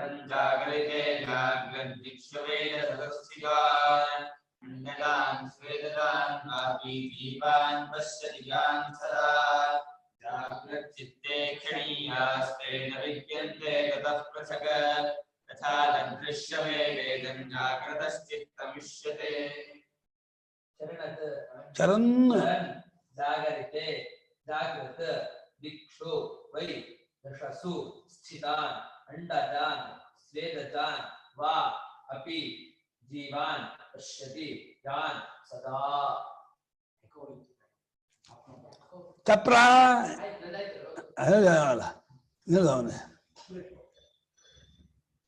ಆಯ್ತು. ಜಾಗೃಚ್ಚಿತ್ತೆ ಕ್ಷಣೀಯಾಃ ತೇ ನ ವಿದ್ಯಂತೆ ತತಃ ಪೃಥಕ್ ತಥಾ ತದೃಶ್ಯಂ ಏವ ಇದಂ ಜಾಗೃತಶ್ಚಿತ್ತಂ ಜಾಗೃತಃ ಚಿತ್ತಂ ಇಷ್ಯತೆ. ನೋಡಿ ಭಾಷಿಕ ಏನ್ ಮಾಡ್ಬಿಡಿ ಇಲ್ಲಿ, ಜಾಗೃತಃ ದೃಶ್ಯಾಹ ಜೀವ ತಗೊಂಡ್ರು ಭಾಷೆಯಲ್ಲಿ. ಎಚ್ಚೆತ್ತನಿಗೆ ಕಾಣುವ ಜೀವರುಗಳು ಅಂತ ಇದ್ದಾರೆ. ಜೀವನನ್ನು ಚಿತ್ತಕ್ಕೆ ಸೇರಿಸ್ಬಿಟ್ರು. ಚಿತ್ತದ ಇದರಲ್ಲಿ ಜೀವನ ಒಂದು ಪಾರ್ಟ್. ಹೇಗೆ ಎಲ್ಲ ಒಂದು ದೃಶ್ಯಗಳೆಲ್ಲ ಚಿತ್ರದಲ್ಲೇ ತೋರ್ತಾ ಇದೆ ಅಂತೀವೋ, ನಾನು ಒಂದು ಚಿತ್ರದಲ್ಲೇ ತೋರುವಂತಹ ಒಂದು ವೃತ್ತಿ ಅದು. ಹಾಗಾಗಿ ಜಾಗರಿತೆಯ ಚರನ್, ಎಚ್ಚರದಲ್ಲಿ ಓಡಾಡುತ್ತಾ ಅಡ್ಡಾಡುತ್ತಾ 10 ದಿಕ್ಕುಗಳಲ್ಲೂ ಏನನ್ನು ಕಾಣ್ತಾನೆ, ಅಷ್ಟು ಚಿತ್ತವೇ. 10 ದಿಕ್ಕುಗಳಲ್ಲಿ 10 ದಿಕ್ಕು ಅನ್ನೋದು ಚಿತ್ತವೇ, ಆ ದಿಕ್ಕಿನಲ್ಲಿರುವ ಪದಾರ್ಥಗಳು ಚಿತ್ತವೇ, ಆ ಚಿತ್ತದಲ್ಲಿ ತೋರುವಂತಹ ಬುದ್ಧಿ ಮನಸ್ಸು ಅಲ್ಲಿ ನಾನು ಎಲ್ಲ ಚಿತ್ತವೇ. ಬರೀ ನಾನಿಲ್ಲ ಚಿತ್ತ ಬಿಟ್ಟು, ನಾನು ಅನ್ನೋದಕ್ಕೂ ಚಿತ್ತವೇ ಅವಕಾಶ ಆಧಾರ.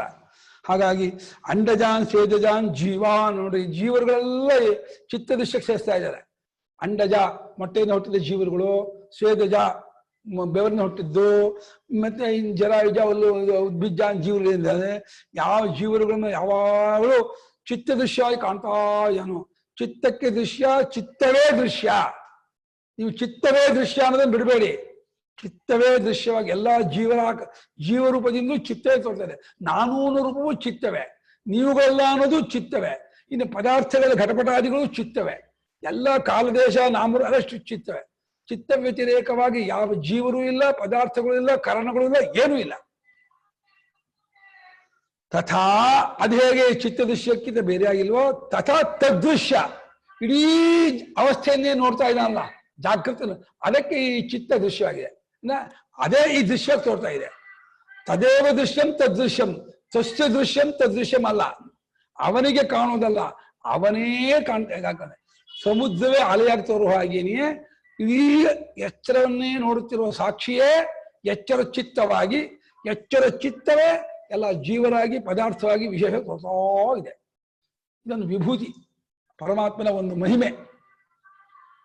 ಅಚಿಂತ್ಯ ಅದ್ಭುತ ಶಕ್ತಿಯಿಂದ ಆ ಅವಸ್ಥಾ ಸಾಕ್ಷಿಯಾದ ಆತ್ಮನು ಅವಸ್ಥಾರೂಪವಾದ ಚಿತ್ತವಾಗಿ, ಆ ಚಿತ್ತವಾಗಿ ಜೀವರೂಪ ಪದಾರ್ಥ ರೂಪ ಕಲ್ಪಿತವಾಗಿ ಅಲ್ಲಿನ ಎಲ್ಲ ವ್ಯವಹಾರವಾಗಿ ವಿಶೇಷವಾಗಿ ಎಲ್ಲ ತೋರ್ತಾ ಇದ್ದಾನೆ ಒಬ್ಬನೇ. ತಥಾ ತದೃಶ್ಯಮೇವ ಇದಂ, ಅದು ಜಾಗೃಚ್ಚಿತ್ತೇ ಕ್ಷಣೀಯ, ಎಚ್ಚರದ ಚಿತ್ತಕ್ಕೆ ಕಾಣಬೇಕಾಗಿರುವಂಥವುಗಳು, ತೋರಬೇಕಾಗಿರುವಂಥವುಗಳು. ಹಾಗಾದ್ರಿಂದ ತತಃ ಪೃಥಕ್ ನವಿದ್ಯಂತೆ, ಜಾಗೃಚ್ಚಿತ್ತಕ್ಕಿಂತ ಬೇರೆಯಾಗಿ ಪ್ರಮಾಸವೂ ಇಲ್ಲ, ಪ್ರಪಂಚದವರ ಜೀವರುಗಳು ಇಲ್ಲ. ಎಲ್ಲ ಜೀವರುಗಳು ನನ್ನ ಚಿತ್ತವೇ, ನಾನು ಅನ್ನೋದು ಒಂದು ಚಿತ್ತದ ವೃತ್ತಿಯೇ.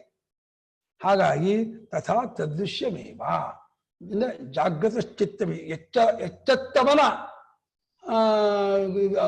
ಅರಿವಿಗೆ ತೋರುತ್ತಿರುವಂತ ಇದು ಚಿತ್ತ. ಇದು ಎಚ್ಚೆತ್ತವನೇ ಎಚ್ಚರ ನೋಡ್ತಾ ಇದ್ದೀನಿ ಅಂತ ಅಂದ್ಕೊಂಡವನೇ ಎಚ್ಚರ ಚಿತ್ತವಾಗಿ ಎಚ್ಚರವಾಗಿ ತೋರ್ತಾ ಇದ್ದಾನೆ. ಇದನ್ನೇ ಸ್ವಾಮಿಗಳು ಅವಸ್ಥೆ ಎಂದರೆ ಆತ್ಮನು ತೋರಿಕೊಳ್ಳುವ ಬಗೆ ತಗೊಂಡಿದ್ದು. ಅವಸ್ಥೆ ಎಂದರೆ ಅವನೇ ಚಿತ್ತವಾಗಿ ಅವಸ್ಥೆಯಾಗಿ ತೋರ್ತಾ ಇದ್ದಾನೆ. ಆತ್ಮನ ತೋರಿಕೊಳ್ಳುವ ಬಗೆಯೇ ಚಿತ್ತವೇ ಹೊರತು ಅವಸ್ಥೆ ಅನ್ನೋದು ಆತ್ಮನ ತೋರಿಕೊಳ್ಳುವ ಬಗೆಗಿಂತ ಬೇರೆ ಏನೂ ಇಲ್ಲ. ಸ್ವಾಮಿ ಅಷ್ಟಕ್ಕೂ ಬೋರ್ಡಕ್ಷೆ ಕೊಟ್ಟಿದ್ದಾರೆ ಕನ್ನಡಾನುವಾದವನ್ನ.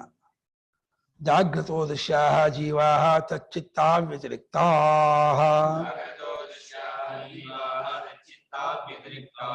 ಜಾಗೃತ ಎಚ್ಚೆತ್ತವನಿಗೆ, ಎಚ್ಚೆತ್ತವನು ಯಾರು? ಪರಮಾತ್ಮ ಎಚ್ಚೆತ್ತವನು, ಚಿತ್ತ ಎಚ್ಚೆತ್ತವನು, ಆ ಸಾಕ್ಷಿ ಎಚ್ಚೆತ್ತವನು. ಎಚ್ಚೆತ್ತವನು ಯಾರು? ಎಚ್ಚರವು ಯಾರಿಗೆ? ಎಚ್ಚರ ಅಂತ ನಾವು ಅಂತಿದ್ವಲ್ಲ, ಈ ಎಚ್ಚರ ಅನ್ನೋ ಎರಡು ಭಾಗ ಇದೆ. ಎಚ್ಚರ ಗೊತ್ತಾಗೋ ಭಾಗವೋ, ಎಚ್ಚರ ತೋರಿಕೊಂಡ ಭಾಗವೋ ಅಂತ. ಎಚ್ಚರ ತೋರಿಕೊಂಡ ಭಾಗ ಚಿತ್ತ, ಎಚ್ಚರ ಗೊತ್ತಾಗೋ ಭಾಗ ಸಾಕ್ಷಿ. ಎಚ್ಚರ ಗೊತ್ತಾಗ್ತಾ ಇದೆ ಅಂತ ಅಂದ್ಕೊಂಡ್ರೆ ಅವನ ಸಾಕ್ಷಿಗೆ, ಎಚ್ಚರವಾಗಿ ತೋರ್ತಾ ಇದೆ ಅಂತಂದ್ರೆ ಚಿತ್ತ ಎಚ್ಚರವಾಗಿ ತೋರ್ತಾ ಇದೆ. ಅವನೇ ಚಿತ್ತವಾಗಿ, ಸಾಕ್ಷಿಯೇ ಚಿತ್ತವಾಗಿ ಎಚ್ಚರಾಕಾರವಾಗಿ ತೋರ್ತಾ ಇದ್ದಾನೆ. ಅವನೇ ಎಚ್ಚರಾಕಾರವಾಗಿ ಚಿತ್ತವನ್ನ ತಾನಾಗಿ ಬೆಳಗ್ತಾನೂ ಇದ್ದಾನೆ, ಅದಾಗಿ ತೋರ್ತಾನೂ ಇದ್ದಾನೆ. ಇದು ಅದ್ಭುತ ಶಕ್ತಿ. ಅದಕ್ಕೆ ತಾನು ಎಚ್ಚರಾಕಾರವಾಗಿ ಅವಸ್ಥಾರೂಪದಿಂದ ಮೈದೋರಿದವನಾದರೂ ಅವಸ್ಥೆಯನ್ನು ಬೆಳಗುವನಾಗಿಯೇ ಇರ್ತಾನೆ. ಆ ಸಮಯದಲ್ಲೇ ಎಚ್ಚರಾಕಾರವಾಗಿ ಮೈದೋರಿದ ಸಮಯದಲ್ಲಿಯೇ ಎಚ್ಚರನ್ನು ಬೆಳಗುವ ಚೈತನ್ಯವಾಗಿಯೂ ಇರ್ತಾನೆ, ಎಚ್ಚರವಾಗಿಯೂ ತೋರ್ತಾ ಇರ್ತಾನೆ. ಇದು ಜೀವನಿಗೆ ಅರ್ಥ ಮಾಡ್ಕೊಳ್ಳೋಕೆ ಆಗಲ್ಲ.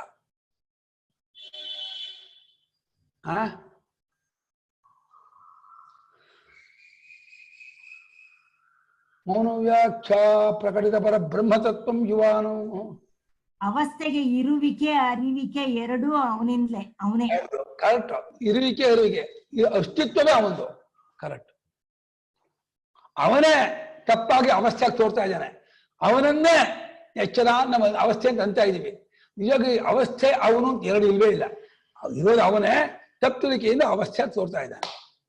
ಇಲ್ಲಿ ನಾವು ಬಂದು ನಿಂತು ಸೆಟ್ ಆಯ್ತು ಅಂದ್ರೆ ಅಲ್ಲಿ ನಮ್ಗೆ ಒಂದು ಇದರ ಪ್ರಪಂಚದ ಹಣೆ ಬರ ಏನು ಗೊತ್ತಾಯಿದೆ. ಜಾಗೃತ ಎಚ್ಚರವಾಗಿರುವಾತನಿಗೆ, ಎಚ್ಚೆತ್ತವನಾದವನಿಗೆ ಕಾಣುವ ಜೀವರು ಏನಿದ್ದಾರೆ ಅವರೆಲ್ಲರೂ ಕೂಡ ತಚ್ಚಿತ್ತ ವ್ಯತಿರಿಕ್ತ. ಆ ಜಾಗಚಿತ್ತಕ್ಕಿಂತ ಯಾರು ಬೇರೆ ಆಗಿಲ್ಲ. ಅಂದ್ರೆ ಅರ್ಥಾತ್ ಈ ಪ್ರಮಾತೃ ಜಾಗಚಿತ್ತಕ್ಕಿಂತ ಬೇರೆ ಆಗಿಲ್ಲ. ಪ್ರಮಾತೃತ್ವ ಅನ್ನೋದಿದೆಯಲ್ಲ, ಅದು ಪರಿಚ್ಛಿನ್ನ ವೃತ್ತಿಯೇ. ಅದು ಪ್ರಮಾಣಾನ ವ್ಯಾಪಾರದ ಜೀವಾನು. ಇವಾಗ ನೋಡಿ, ಈ ಪ್ರಮಾತೃ ಒಂದ್ ರೀತಿ ಚಿತ್ತ ಪಕ್ಷಕ್ಕೆ ಸೇರಿಸ್ಕೊಂಡು ಅನಾತ್ಮ ಪಕ್ಷಕ್ಕೆ ಸೇರ್ಕೊಂಡ್ಬಿಟ್ಟ, ದೃಶ್ಯ ಪಕ್ಷಕ್ಕೆ ಸೇರ್ಕೊಂಡ್ಬಿಟ್ಟ, ಚಿತ್ತ ದೃಶ್ಯನಾಗ್ಬಿಟ್ಟ. ಈ ಅರ್ಥ ಇಟ್ಕೊಂಡೆ ಹಿಂದಿನ ಶ್ಲೋಕದ ಆ ರೀತಿ ವ್ಯಾಖ್ಯಾನ ಮಾಡಿದ್ದು. ಅದಕ್ಕೆ ನಮ್ಮ ಕಿರಣ್ ಅವರು ಇಲ್ಲಿ ಎರಡು ಭಾಗ ಮಾಡ್ಕೋಬಹುದು ಅಂದ್ರೆ ಮಾಡ್ಕೋಬಹುದು, ತಪ್ಪಾಗಲ್ಲ. ನಾನು ಈ ಪಕ್ಷ ಇಟ್ಕೊಂಡು ಈ ಜೀವನು ಈ ಚಿತ್ತದ ಒಂದು ವೃತ್ತಿ ರೂಪದ ಮನೆ ಅನ್ನೋದನ್ನ ಇಟ್ಕೊಂಡು ನಾನು ಎಲ್ಲರೂ ದೃಶ್ಯರೇ. ಯಾವುದಕ್ಕೆ? ಚಿತ್ತಕ್ಕೆ. ಆ ಚಿತ್ತ ಆತ್ಮನಿಗೆ ದೃಶ್ಯ ಅಂದ್ರೆ ಆತ್ಮನಿಗೆ ದೃಶ್ಯ ಅಂದ್ರೆ ಆತ್ಮನೇ ಚಿತ್ತವೆಂಬ ದೃಶ್ಯವಾಗಿ ತೋರ್ತಾ ಇದ್ದಾನೆ. ಆ ವಾಕ್ಯ ಪದ ಪ್ರಯೋಗದಲ್ಲಿ ತುಂಬಾ ತಪ್ಪಾಗತ್ತೆ.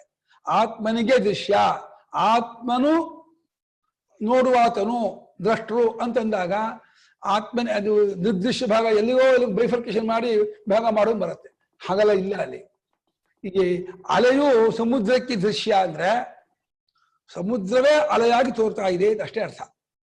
ಆತ್ಮನೇ ಚಿತ್ತವಾಗಿ ಪ್ರಮಾತ್ರವಾಗಿ ಎಲ್ಲ ಜೀವರಾಗಿ ಪದಾರ್ಥ ಎಲ್ಲ ತೋರ್ತಾ ಇದ್ದಾನೆ. ಆತ್ಮ ಮಾತ್ರವಾಗಿ ಯಾರಿಗೆ ಉಳಿಯೋ ಸಾಮರ್ಥ್ಯ ಇದೆಯೋ ಆಗ ಆ ಕ್ಷಣದಲ್ಲಿಯೇ ಪ್ರಪಂಚವೂ ಎವಾಪರೇಟ್ ಆಗುತ್ತೆ, ಪದಾರ್ಥವೂ ಇರಲ್ಲ, ನಾಮರೂಪದಲ್ಲಿ ಕೇವಲ ಆತ್ಮ ಮಾತ್ರ ಸೆಟ್ ಆಗಿರ್ತಾರೆ. ಗುರುಗಳೇ ಹೇಳಿ. ನಿನ್ನೆ ಇವರು ವಸುಲಕ್ಷ್ಮಿ ಅವರು ಒಂದು ಪ್ರಶ್ನೆ ಕೇಳಿದ್ರಲ್ಲ, ಅದೇ ಕನಸಿನ ಎಫೆಕ್ಟ್ ಆಗತ್ತೆ ಎಚ್ಚರಕ್ಕೆ ಅಂತ, ಪ್ರಮಾದ ಬೇರೆ ಆದ್ರೆ ಹೇಗಾಗತ್ತೆ ಅಂತ. ಹೌದು, ಚೆನ್ನಾಗಿತ್ತು ಪ್ರಶ್ನೆ. ಅದಕ್ಕೆ ಒಂದ್ ಸ್ವಲ್ಪ ವಿಚಾರ ಮಾಡಿದೆ ಬೇರೆ ರೀತಿ ಹೇಗೆ ಹೇಳ್ಬೋದು ಅದನ್ನ ಅಂತ. ಈ ಪ್ರಶ್ನೆನ ಮತ್ತೆ ಯಾವ ರೀತಿ ಅನುಭವ ನೋಡ್ಕೋಬಹುದು ಅಂತ. ಪ್ರಶ್ನೆ ಏನಿತ್ತು ಅಂದ್ರೆ ಅವ್ರದ್ದು, ವಸುಲಕ್ಷ್ಮಿ ಅವ್ರದ್ದು ನಿನ್ನೆ ಬಂದಿದ್ದಾಗ, ಹುಲಿ ಬಂದಾಗ ಕನಸಲ್ಲಿ ಎಚ್ಚರ ಆಗ್ಬಿಡುತ್ತೆ. ಎಚ್ಚರ ಆದಾಗ ಭಯ ಎಚ್ಚರ ಆಗಿದ್ದ ಪ್ರಮಾತೃಗ ಆಗ್ತಾ ಇದೆ. ಹೌದು. ಸೊ ಅಲ್ಲಿಗೆ ನಾನೇ ಕನ್ಸ್ ಕಂಡವನು, ನಾನೇ ಎಚ್ಚರ ಆದವನು ಆದ್ಮೇಲೆ ಒಂದೇ ಆಗ್ಬೇಕಲ್ಲ ಪ್ರಮಾತೃ ಅಂತ ಅಂತ. ಇನ್ನೊಂದು ಉದಾಹರಣೆ ಗುರುಗಳೇ ಕೊಟ್ರು. ಇದು ಎಚ್ಚರದಲ್ಲಿ ಮಲಗಿರೋವನ್ಗೆ ಗುರುಗಳೇ ನೀವೇನ್ ಹೇಳಿದ್ರಿ, ಕಾಲ್ ಹತ್ರ ಪಿಲ್ಲೋನೋ ಏನೋ ಹೇಳಿದ್ರಲ್ಲ. ಅದೇ ಬಿಸಿ ಇಟ್ರೆ ದಿಂಬಿಟ್ರೆ ಕನಸಿನಲ್ಲೂ ಹಾಗೆ ಇದಾಗತ್ತೆ ಅಂತ, ಕನೆಕ್ಟ್ ಆಗತ್ತೆ ಅಂತ. ಕನಸಿನಲ್ಲೂ ಭಾರ ಹೊತ್ಕೊಂಡು ಹೋಗ್ತಾ ಇರೋದು ಕನಸಾಗತ್ತೆ, ಬಿಸಿ ನಡ್ತಾ ಇರೋದು ಕನಸಾಗತ್ತೆ ಅಂತ. ಎಚ್ಚರದ ಕನೆಕ್ಟು ಅವನಿಗಾಗತ್ತೆ ಅಂತ, ಅಲ್ಲಿನ ಕನೆಕ್ಷನ್ ಇಲ್ಲಿಗಾಗತ್ತೆ ಅಂತ ನಾನು ತೋರಿಸಿದೆ. ಹೌದು. ಅವಾಗ ಪ್ರಮಾತೃಗಳು ಬೇರೆ ಅಂತ ಹೇಗಾಗತ್ತೆ ಅಂತ ನಿನ್ನೆ ವಸುಲಕ್ಷ್ಮಿ ಅವ್ರು ಕೇಳ್ತಾ ಇದ್ರು. ಅದಕ್ಕೆ ಬೇರೆ ಬೇರೆ ರೀತಿನಲ್ಲಿ ಉತ್ತರ ಕೊಟ್ಟೆ. ಇನ್ನೊಂದು ರೀತಿ ವಿಚಾರ ಮಾಡಿದೆ. ಇದು ಸ್ವಲ್ಪ ಆಳವಾಗಿ ಹೇಳ್ತೀನಿ, ವಿಚಾರ ಮಾಡುವಾಗ ಚೆನ್ನಾಗಿರುತ್ತೆ ಇದು. ನಾವು ಒಂದೇನು ಕಲ್ಪನೆ ಮಾಡ್ಕೊಂಡ್ಬಿಟ್ಟಿದೀವಿ ಅಂದ್ರೆ ಶಾಸ್ತ್ರ ಮಾಡಿರೋ ಅಧ್ಯಾರೋಪ ಒಂದೊಂದು ಅವಸ್ಥೆಗೆ ಒಬ್ಬೊಬ್ಬ ಪ್ರಮಾತೃ ಅಂತ ಮಾಡ್ಕೊಂಡಿದೀವಿ. ಇನ್ನೂ ಸ್ವಲ್ಪ ಆಳವಾಗಿ ಹೊಕ್ಕಿ ನೋಡಿದ್ರೆ ಒಂದೊಂದ್ ಕ್ಷಣಕ್ಕೆ ಒಬ್ಬೊಬ್ಬ ಪ್ರಮಾತೃ.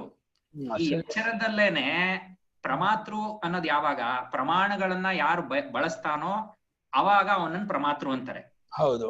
ಪ್ರಮಾತೃ ಪ್ರಮಾಣ ಪ್ರಮೇಯ ತ್ರಿಪುಟಿ ಒಂದನ್ ಬಿಟ್ಟು ಇನ್ನೊಂದಿಲ್ಲ. ಹೌದು. ನಾವು ನೋಡುವಾಗ ನೋಡೋ ಪ್ರಮಾತೃ, ನೋಡೋ ಉಪಕರಣ ಅಂದ್ರೆ ಸಲಕರಣ ಅಂದ್ರೆ ದೃಶ್ಯ, ಆಮೇಲೆ ಇಂದ್ರಿಯ, ಆಮೇಲೆ ಆ ದೃಶ್ಯ, ಆ ವಿಷಯ, ಮೂರು ಒಟ್ಟಿಗೆ ಬರ್ತಾ ಇದೆ. ಈಗ ನಾವು ಒಂದ್ ಸೆಕೆಂಡ್ ನೋಡೋದ್ ಬಿಟ್ಟು ಸುಮ್ನೆ ಆದ್ರೆ ಕಣ್ಮುಚ್ಕೊಂಡು ನಾವ್ ಏನು ಮಾಡ್ಲಿಲ್ಲ ಅನ್ಕೊಳ್ಳಿ, ಚಿತ್ತ ಆತ್ಮ ಸ್ವರೂಪ ಕೊಟ್ಟೋಗತ್ತೆ. ಅಲ್ಲಿಗೆ ಆ ಪ್ರಮಾತೃ ಬಿಟ್ಟು ಹೋದ. ಈಗ ನೆಕ್ಸ್ಟ್ ಇನ್ನೊಂದ್ಸಲ ನಾವು ಕಂಡ್ಬಿಡ್ತೀವಲ್ಲ, ಅದೇ ಪ್ರಮಾತೃ ಬಂದ ಭ್ರಾಂತಿವಾಗ್ತೀವಿ ನಾವು. ಅದೇ ಬೇರೆ ಪ್ರಮಾತೃ. ಪ್ರಮಾತ ಅದಲ್ಲ. ಯಾಕಂದ್ರೆ ಈ ಪ್ರಮಾತ ಅನ್ನೋದು ಒಂದು ಆಭಾಸ, ತೋರಿಕೆ ಆದ್ರಿಂದ ಯಾವಾಗ ಅಂತಃಕರಣ ತಟ್ಟೆ ಎದ್ಕೊಳ್ತೋ ಅವಾಗಲ್ಲಿ ನಾನು ತೋರ್ಕೊಳ್ತಾ ಇರುತ್ತೆ. ಆ ತಟ್ಟೆ ಇದೆ ಇದ್ದಾಗಲೂ ತೋರ್ಕೊಳ್ಳಲ್ಲ, ಅದೇ ತೋರ್ಕೊಂಡಾಗಲೂ ಅದೇ ಅದೇ ಅದೇ ಭ್ರಾಂತಿ ಉಂಟಾಗುತ್ತೆ. ಅದೇ ಆ ಒಂದೇ ಪ್ರಮಾತೃ ಅಲ್ಲ, ಎಚ್ಚರದಲ್ಲೂ ಪ್ರತಿ ಕ್ಷಣ ಬೇರೆನೆ. ಅದ್ ಯಾಕೆ ಒಂದೇ ಅಂತ ಅನ್ಸುತ್ತೆ ಅಂದ್ರೆ ಆತ್ಮ ಸ್ವರೂಪ ಒಂದೇ ಇರೋದ್ರಿಂದ. ಸ್ವರೂಪದಲ್ಲಿ ಪ್ರಮಾತೃಗಳು ಎತ್ಕೋತಾ ಇದ್ದಾರೆ. ನಾವು ವಿಚಾರ ಮಾಡುವಾಗ ಅನುಭವದಲ್ಲಿ ಯಾವ್ಯಾವಾಗ ನಾವು ನೋಡ್ತೀವೋ ಆಗ ಆ ಪ್ರಮಾತೃ ಎತ್ಕೋತಾ ಇದ್ದಾನೆ. ನೋಡಕ್ ನಿಲ್ಸಿದ್ದಾಗ ಆ ಪ್ರಮಾತೃ ಹೋಗ್ಬಿಡ್ತಾನೆ. ಆ ಕಾಲ ಆ ಕ್ಷಣ ಹೋಗೇ ಬಿಡ್ತು. ಆ ಪ್ರಮಾತೃ ಎಲ್ಲಿದ್ದಾನೆ? ಇಲ್ವೇ ಇಲ್ಲ. ತಟ್ಟೆನ ಬಿಸಿಲಿಟ್ಟಾಗ ಪ್ರತಿಬಿಂಬ ಬೀಳುತ್ತೆ, ತೆಗೆದಾಗ ಹೋಗುತ್ತೆ, ಮತ್ತಿಟ್ಟರೆ ಅದೇ ಪ್ರತಿಬಿಂಬ ಅನ್ಸುತ್ತೆ. ಅದೇ ಪ್ರತಿಬಿಂಬ ಅಲ್ಲ ಅದು. ಹೌದು. ಹಾಗೆ ಅಂತ ಹೇಳಿ ಸೋಮಶೇಖರ್ ಹೇಳಿ.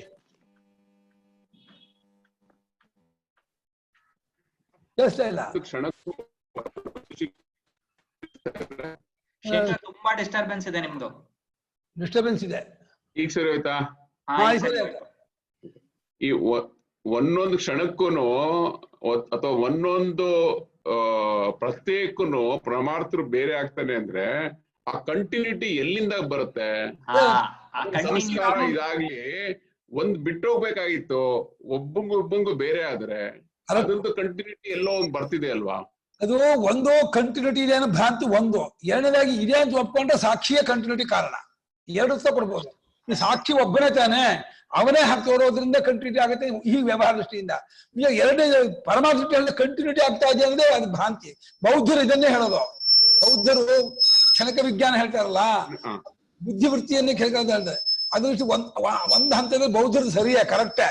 ಪ್ರತಿ ಕ್ಷಣಕ್ಕೂ ವಿಜ್ಞಾನ ಅದು ಒಂದು ಅನ್ನೋದು ನಮಗೆ ಇದರಿಂದ ಬರ್ತಾ ಇರುವಂತಹ ಸಾಕ್ಷಿಯ ಬಲದಿಂದ ಬರ್ತಾ ಇರೋ ಒಂದು ಭಾವನೆ ಹೊರತು ನಿಜ ಒಂದಲ್ಲ ಅದು. ಕನಸು ಹೇಗೆ ಬೇರೆ ಬೇರೆನೋ, ಎಚ್ಚರವೂ ಹೇಗೆ ಬೇರೆ ಬೇರೆನೋ, ಆ ಪ್ರಮಾದವೂ ಬೇರೆ ಬೇರೆನೆ. ಆತ್ಮನೊಬ್ಬನೇ ಸತ್ಯ, ಅವನೊಬ್ಬನೇ ನಿತ್ಯ, ಅವನೊಬ್ಬನೇ ಎಲ್ಲವಾಗ ತೋರ್ತಾ ಇರೋದು. ವಿಟ್ನೆಸ್ ಒಬ್ನೇ ಶೇಖರ್, ವಿಟ್ನೆಸ್ ಒಬ್ನೇ ಆಗಿರೋದ್ರಿಂದ ಸಿಯರ್ ಒಬ್ನೇ, ಹಿಯರರ್ ಒಬ್ನೇ ಅಂತ ಭ್ರಾಂತಿ ಆಗ್ತಾ ಇದೆ. ಹೌದು. ಆ ಒಂದು ಅನ್ನೋದು ನಿಮ್ಮ ವಿಟ್ನೆಸಿಂಗ್ ಸೆಲ್ಫ್ ಒಂದು ಅದು.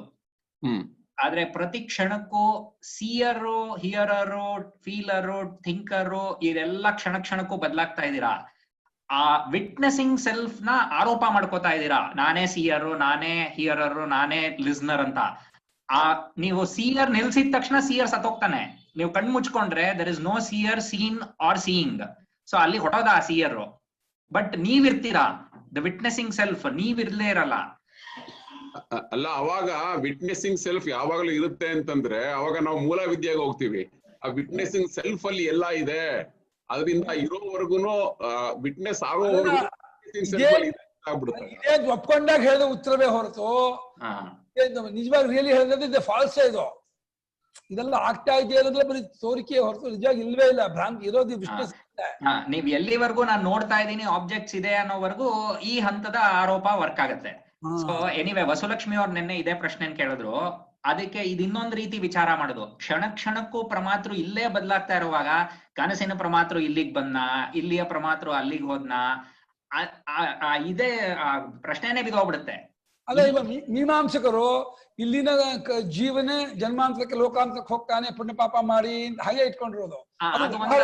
ಅಧ್ಯಾರೋಪ ಅಷ್ಟೇ. ಒಂದೇ ಜೀವ ಅಂತ ಇಟ್ಕೊಂಡಿರೋದು. ಹೌದು. ಜನ್ಮಾಂತರಕ್ಕೆ ಲೋಕಾಂತರಕ್ಕೆ ಒಬ್ಬನೇ ಜೀವನ ಆದ್ಮೇಲೆ ಕನಸಿಗೆ ಬೇರೆ ಬೇರೆ ಜೀವ ಆಗ್ಬೇಕು ಅಂತ ತರ್ಕ ಮಾಡ್ತಾರೆ. ಹೌದು, ಅದು ಪುಣ್ಯ ಪಾಪ ಒಪ್ಕೊಂಡು ಹೇಳ್ತಾ ಇರೋ ವಿಷಯ. ಜನ್ಮ ಸ್ವರ್ಗಕ್ಕೆ ಹೋಗೋನು ಇವನೇ ಜೀವನ ಆದ್ಮೇಲೆ, ನರಕ ಜನ್ಮ ಇವನೇ ಜೀವನ ಆದ್ಮೇಲೆ ಕನಸಿಗೆ ಯಾಕೆ ಹೋಗೋನು ಇವನ್ ಆಗ್ಬಾರ್ದು ಅಂತ ತರ್ಕ ಮಾಡ್ತಾರೆ. ಅದು ವ್ಯವಹಾರ ದೃಷ್ಟಿಯಿಂದ ನಾವು ನನಗೆ ಕನಸಾಯ್ತು ನಾನೇ ಎಚ್ಚತ್ತೆ ಅಂತ. ಇದು ಎಚ್ಚರ ದೃಷ್ಟಿಯಿಂದ ನೋಡುವಾಗ ನನಗ್ ಕನಸಾಯ್ತು, ನಾನೇ ಕನಸು ಕಂಡೆ, ಮಲಗಿದ್ದ ಕನಸಾಯ್ತು. ಕನಸು ಅನ್ನೋದು ಒಬ್ಬೊಬ್ಬನಿಗೆ ಬೇರೆ ಬೇರೆ. ಎಚ್ಚರ ಮಾತ್ರ ಯೂನಿವರ್ಸಲ್ ಆಗಿದೆ. ಎಚ್ಚರದಲ್ಲಿ ಕನಸು ಜ್ಞಾಪಕ ಆಗುತ್ತೆ ಹೊರತು ಕನಸಲ್ಲಿ ಎಚ್ಚರ ಜ್ಞಾಪಕ ಆಗೋಲ್ಲ. ಇಷ್ಟು ತೀರ್ಮಾನವು ಎಚ್ಚರದ ಬುದ್ಧಿ ಮಾಡ್ಕೊಂಡಂತಹ ನಿಯಮ. ಇದು ಕಷ್ಟ ಇದು ಬಿಡಿಸ್ಕೊಳ್ಳೋದು. ತುಂಬಾ ಇದು ಮಾಡೋದು. ಇದಕ್ಕೆ ಮುಖತಃ ಬಂದು ಭೇಟಿ ಆಗ್ಬೇಕು, ಚರ್ಚೆ ಮಾಡ್ಬೇಕು ಹೊರತು ಜೂಮನ್ ಮಾಡೋದಲ್ಲ ಇದು.